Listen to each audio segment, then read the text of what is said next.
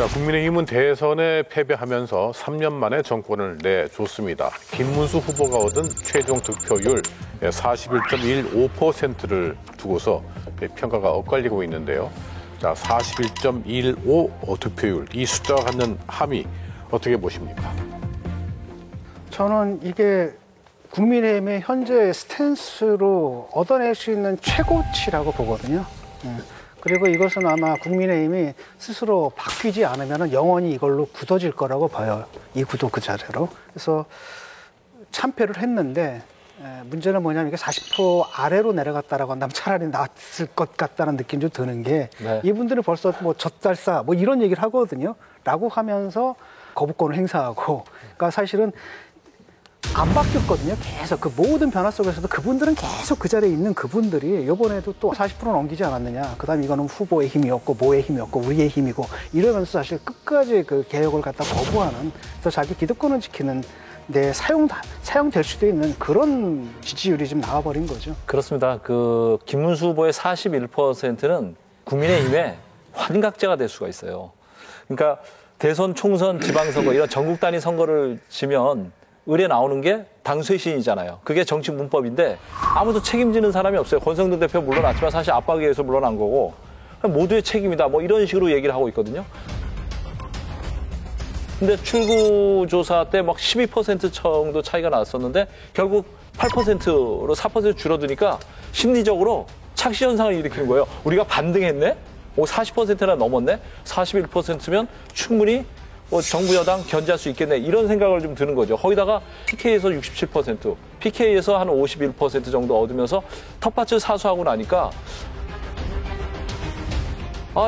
뭐 이 정도로 가도 우리 뭐 충분하다라고 이런 생각을 하고 있는 것 같습니다. 그 김재원 전 그 김문수 캠프 비서실장이 이런 말을 했어요. 선거 결과를 놓고 보면 이재명 후보는 지난 대선에서 자신이 얻었던 득표율에 비해서 이번 대선에서는 1.6%를 더 얻었을 뿐입니다. 예. 그리고 우리 당의 후보가 얻었던 득표는 사실 그렇게 적지 않은 득표였기 때문에 그 후보 개인기로 그 선거는 할 수밖에 없는 지경이었지만 좀 이것저것 생각해보면 많이 아쉬운 대선이었습니다. 예. 뭐 아마 비서실장을 했기 때문에 후보를 축켜 세우려고 뭐 했다라고 그렇게 이해를 하고 싶습니다. 대선에서 지금 41.15%를 얻었는데 8.3% 차이로 진 겁니다. 대패를 한 겁니다. 대패를. 이 400만 표 이상 차이로 진 겁니다. 그랬는데 그걸 뭐 후보가 얻은 표다라고 그게 위안이 되겠습니까? 그리고 결과적으로 저도 선거를 여러 번 치러보지만요. 선거는 후보가 하는 겁니다. 후보 책임이 98%다.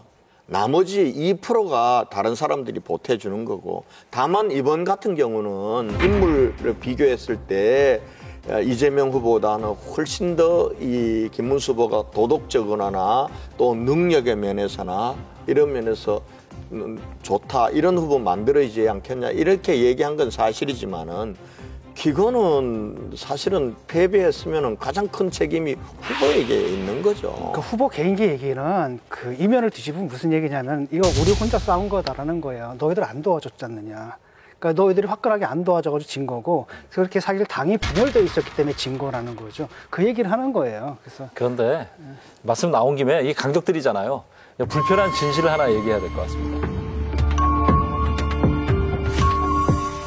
사실 그 김문수 후보가 대선 후보가 되면서 김재원 비서실장이 많이 논란이 되고 있어요. 사실 김재원 비서실장이 김문수 후보가 뭐 특별한 인연이 있는 분은 아닌데 비서실장을 맡으면서 그 메시지가 당내에서 김재원 비서실장에 대해서 굉장히 불편해하는 정서가 있습니다. 권영진 의원한테 본인의 생각을 좀 듣고 싶어요. 근데 김재원 실장이 대선 패배한 그 다음날 바로 곧 다시 뵐게요 라고 문자를 다 돌렸습니다. 이게 뭐지? 이 김문수 후보가 이렇게 선전한 것은 김문수 후보의 개인기 때문이다. 이렇게 얘기하는 것이 당내에서 적어도 당내에서 굉장히 뜨악하게 해석되고 있어요. 그래서 그 김문수 후보 입장에서는 그 김재원 실장의 그 메시지를 어느 정도 좀 조정할 필요가 있다. 저는 생각이 듭니다. 지금 김문수 후보의 당대표설이 계속 나오고 있잖아요. 그거의 발언지도 사실인지는 모르겠지만 김재원 비서실장을 의심하는 분들이 많아요. 이번에 윤석열 대통령의 탄핵이 4월 4일이었다면은 지난 6월 3일 날은 우리 국민의힘을 탄핵한 거다. 저는 이렇게 받아들여야 된다라고 생각을 합니다. 그야말로 정신 차리고 혁신하고 통합해라. 이런 메시지를 우리 국민들이 우리에게 던졌다. 저는 그렇게 보고 있습니다. 권영진 의원처럼 이렇게 생각하면 정말 다행인데 그렇지 않은 분들도 많습니다. 뒷얘기 하나 전해드리면 6월 3일 날 대선 투표일 날 당일 날 오후 한 3, 4시쯤에 전화가 왔어요. 김문수 캠프의 핵심 관계자로부터. 이거 이길 수도 있을 것 같아요. 그래서 무슨 소리야? 그랬더니 투표율이 너무 높아. 그러면서 80% 나올 것 같아. 그래서 우리 캠프 내에서는 지금 보니까 결집이 좀 되는 게 느껴지고 있어서 기대를 해볼 만할 것 같아요. 그래서 제가 보기에는 아무리 잘해도 6% 이상 차이는 날 것 같은데 제가 그런 얘기를 해드렸거든요. 근데 김문수 캠프에서 당일에 조차 이길 수 있다고 기대한 분이 있었다는 사실을 제가 전해드립니다. 네.